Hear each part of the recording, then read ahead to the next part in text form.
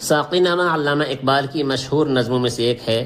اس میں 7 بند ہے، بال جبریل سے ماخوذ ہے، جو 1935 میں شائع ہوئی تھی۔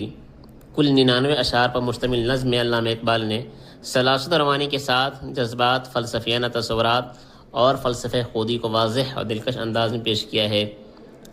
یہ 7 بند الگ معنویت اور موضوع رکھتا ہے۔ چنانچہ علامہ اقبال نے پہلے بند میں بطور تمہید موسم بہار کی منظر کشی کی ہے، دوسرے بند میں حالات حاضرہ اور مسلمانان عالم کی موجودہ صورتحال پر تبصرہ کیا ہے، تیسرے بند میں نوجوانان ملت کے حق میں ساقی یعنی اللہ سے دعائیں کی، چوتھے بند میں شاعر نے زندگی کی ماہیت کو بیان کیا، 5ویں بند میں زندگی کی خصوصیات کا بیان ہے، 6 بند میں فرد کی ماہیت کا بیان ہے، 7ویں بند میں شاعر نے خودی کی صفات کو بیان کیا ہے۔